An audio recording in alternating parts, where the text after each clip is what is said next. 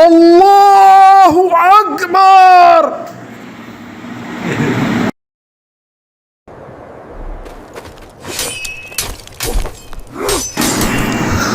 আল্লাহু আকবার। আকাশ যেন সেদিন অন্যরকম ছিল। মদিনার আকাশে নেমে এসেছিল এক নীরব উত্তেজনা, এক পবিত্র অপেক্ষা। রসুল পাক সাল্লাল্লাহু আলাইহি ওয়াসাল্লাম সেই ভোরে তার প্রিয় সাহাবীদের ডেকে বললেন, আজ আল্লাহর দিনের জন্য তোমাদের পরীক্ষা হবে। তোমরা ধৈর্য ধরো, আল্লাহ ধৈর্যশীলদের সঙ্গী। সেদিন মদিনা শহরের ছোট্ট জনপদে ৩১৩ জন মানুষ প্রস্তুত হচ্ছিল এমন এক যুদ্ধে যা কেবল তাদের অস্তিত্ব নয়, সমগ্র ইসলামের ভাগ্য নির্ধারণ করবে। বদরের যুদ্ধের প্রেক্ষাপট, ইসলামের ইতিহাসে এর গুরুত্ব, এই যুদ্ধে সাহাবীদের অতুলনীয় কোরবানি, হযরত আলী ও আমির হামজার অসামান্য বীরত্ব প্রদর্শন, যুদ্ধের ফলাফল সহ নানা বিষয় নিয়ে আলোচনা থাকবে আমাদের আজকের পর্বে।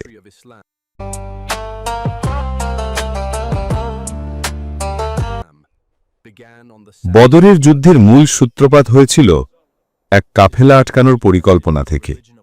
আবু সুফিয়ান নেতৃত্ব দিচ্ছিল কুরাইশদের বিশাল বাণিজ্য কাফেলার, যা শামের দিক থেকে মক্কায় ফিরছিল।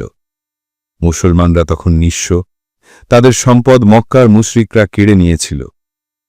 নবী সাল্লাল্লাহু আলাইহি ওয়াসাল্লাম তাদের বললেন, তোমরা বের হও, হয়তো আল্লাহ সেই কাফেলা তোমাদের হাতে তুলে দেবেন।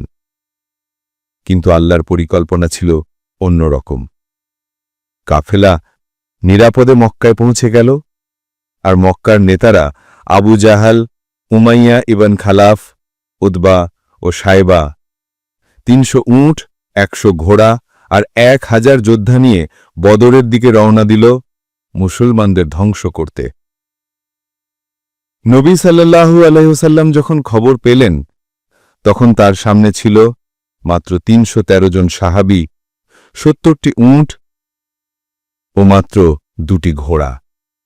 কিন্তু তার হৃদয় ছিল দৃঢ়, কারণ তার বিশ্বাস ছিল একমাত্র আল্লাহর উপর। বদরের প্রান্তর। বদর নামের এই স্থানটি মদিনা থেকে প্রায় ৮০ মাইল দূরে। এখানে ছিল কয়েকটি কুঁয়ো, যুদ্ধক্ষেত্রের জীবনরেখা। নবী সাল্লাল্লাহু আলাইহি ওয়াসাল্লাম আল্লাহর নির্দেশে সাহাবীদের বললেন, আমরা কুঁয়োর কাছে অবস্থান করব যাতে পানি আমাদের হাতে থাকে। সেদিন রাতের আকাশ ছিল শান্ত। সাহাবীরা নামাজ ও দোয়ায় রাত কাটালেন। রসূল সাল্লাল্লাহু আলাইহি ওয়াসাল্লাম একা একা তাঁবুর ভিতর উঠানামা করছিলেন, কান্নায় তার দাড়ি ভিজে যাচ্ছিল। তিনি বললেন, হে আল্লাহ, যদি আজ এই ছোট দলটি ধ্বংস হয়, তাহলে পৃথিবীতে তোমার নাম নেবে কে? তার এই কান্নায় আল্লাহ এতটাই সন্তুষ্ট হলেন যে আসমান থেকে ওহী নাজিল হল, আমি তোমাদের ১,০০০ ফেরেশতা দ্বারা সাহায্য করব, যারা ধারাবাহিকভাবে নেমে আসবে। সূরা আল-আনফাল ৯। ভোরের আলো ফোটার সঙ্গে সঙ্গে দুই বাহিনী মুখোমুখি দাঁড়াল। বাতাসে যেন টান টান উত্তেজনা। কুরাইশদের পতাকা হাতে ছিল উতবার, আর মুসলিম বাহিনীর পতাকা হাতে ছিলেন হযরত আলী রাদিয়াল্লাহু তাআলা আনহু। সবচেয়ে আগে মুশরিক বাহিনীর ৩ যোদ্ধা উতবা, সাইবা ও ওয়ালিদ চ্যালেঞ্জ ছুড়ে দিলেন মোকাবেলায়। মুসলিম বাহিনী থেকে এগিয়ে এলেন ৩ আলোর সন্তান, হযরত হামজা রাদিয়াল্লাহু তাআলা আনহু, হযরত আলী রাদিয়াল্লাহু তাআলা আনহু এবং উবাইদা ইবন হারিস রাদিয়াল্লাহু তাআলা আনহু। বদরের বালুকণায় শুরু হল ইসলামের ইতিহাসের প্রথম একক দ্বন্দ্বযুদ্ধ।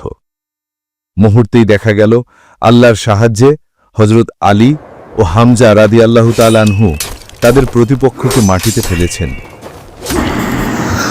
আল্লাহু আকবার। উবাইদা রাদিয়াল্লাহু তাআলা আনহু আহত হয়েও সাহসিকতার সাথে লড়লেন। যুদ্ধের গতি যখন চরমে, তখন নবী সাল্লাল্লাহু আলাইহি ওয়াসাল্লাম বললেন, আল্লাহর নামে এগিয়ে চলো, জান্নাত তোমাদের সামনে। ঠিক সেই মুহূর্তে আকাশে যেন ঝড়ের মতো কিছু নেমে এলো। সাহাবীরা দেখলেন সাদা পোশাকে ঘোড়সবার কিছু অদ্ভুত যোদ্ধা, যাদের মুখে ঝলমলে আলো, যারা আগ্রে আঘাত করো বলে শত্রুর মাথা ছেদন করছে। হযরত ইবনে আব্বাস রাদিয়াল্লাহু তাআলা আনহু বলেন, সেদিন আমরা এমন আওয়াজ শুনেছি যেটি কোনো মানুষ দিতে পারে না, এবং দেখেছি এমন যোদ্ধা যাদের আমরা চিনতাম না, তারা ফেরেশতা ছিল।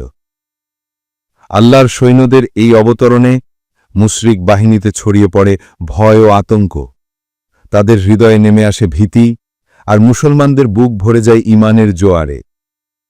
হযরত আলী রাদিয়াল্লাহু তাআলা আনহু সেই যুদ্ধে অসংখ্য শত্রুকে পরাজিত করেন। নবী সাল্লাল্লাহু আলাইহি ওয়াসাল্লাম তাকে বলেন, আলী, তোমার তরবারির আঘাত আল্লাহর রসূলের ভালোবাসার প্রতিফলন। আর হযরত হামজা রাদিয়াল্লাহু তাআলা আনহু, যিনি ছিলেন আসাদুল্লাহ, আল্লাহর সিংহ, তিনি একাই 10-এরও বেশি যোদ্ধাকে পরাস্ত করেন। তার তরবারিতে ঝলসে উঠেছিল ঈমানের দীপ্তি। মুশরিক বাহিনীর নেতা আবু জাহাল, ইসলামের সবচেয়ে ভয়ঙ্কর শত্রু, শেষ পর্যন্ত মুসলিম যুবক আব্দুল্লাহ ইবনে মাসুদ রাদিয়াল্লাহু তাআলা আনহুর হাতে নিহত হয়। যুদ্ধ শেষে মুসলমানরা দেখল মুশরিক বাহিনীর 70 জন নিহত, 70 জন বন্দী, আর মুসলমানদের শহীদ হয়েছেন মাত্র 14 জন। রসূল সাল্লাল্লাহু আলাইহি ওয়াসাল্লাম বিজয়ের পর মাটিতে সেজদায় লুকিয়ে পড়লেন। তার মুখে আনন্দাশ্রু ঝরছিল। তিনি বললেন, আল্লাহর কসম, আজ আল্লাহ ইসলামকে মর্যাদা দিলেন আর শিরককে অপমানিত করলেন। মদিনায় ফিরে যখন মুসলমানরা প্রবেশ করলেন, তখন রাস্তার দুপাশে শিশুরা চিৎকার করে উঠল, আল্লাহ মহান, বদরে মুসলমানদের জয়। বদরের যুদ্ধ শুধু একটি যুদ্ধ ছিল না, এটি ছিল আল্লাহর দিনের প্রথম পরীক্ষা। এখানে আল্লাহ প্রমাণ করলেন, সংখ্যায় নয়, ঈমানেই বিজয়। এই যুদ্ধে অংশগ্রহণকারী সাহাবীদের বলা হয় আসহাবে বদর, যারা পৃথিবীর সর্বোত্তম মানুষদের মধ্যে গণ্য। নবী সাল্লাল্লাহু আলাইহি ওয়াসাল্লাম একবার বলেছিলেন, আসহাবে বদরের সম্পর্কে তোমরা যা খুশি বলো, আল্লাহ তাদের ক্ষমা করে দিয়েছেন। এই যুদ্ধ প্রমাণ করেছিল, যখন একজন মানুষ সত্যের জন্য জীবন দিতে প্রস্তুত হয়, তখন আল্লাহর শক্তি তার পাশে দাঁড়ায়। বদরের সেই বালুর নিচে লুকিয়ে আছে ইতিহাসের সবচেয়ে বড় শিক্ষা। যখন পৃথিবী ছোট হয়ে যায়, তখন আকাশ আল্লাহর নির্দেশে বড় হয়ে যায় তার প্রিয় বান্দাদের জন্য। বদরের ময়দান আজও নিঃশব্দে সাক্ষ্য দেয় যে 313 জন সাহাবী তাদের প্রাণ দিয়ে ইসলামের পতাকা উঁচু করেছিলেন। তাদের সেই বিশ্বাস আজও কোটি মুসলমানের হৃদয়ে জ্বলছে নক্ষত্রের মতো। যে আল্লাহর পথে বের হয়, আল্লাহ তাকে সাহায্য করেন। সূরা আল হাজ 40। বদরের যুদ্ধ শুধু ইতিহাস নয়, এটি ঈমানের জ্যোতি, সাহসের প্রতীক ও আল্লাহর সাহায্যের চিরন্তন নিদর্শন। সুপ্রিয় দর্শক, ভিডিওটি যদি আপনার ভালো লাগে, তাহলে আপনাদের নিকট আকুল আবেদন, চ্যানেলটি সাবস্ক্রাইব করে বেল আইকনটি চেপে অল করে আমাদের পাশেই থাকুন। একটি লাইক, কমেন্ট করে আপনার মতামত জানিয়ে আমাদেরকে সহযোগিতা করুন। আপনার সহযোগিতা একান্তই আমাদের পাথেয়। আসসালামু আলাইকুম ওয়া রাহমাতুল্লাহি ওয়া বারাকাতুহু।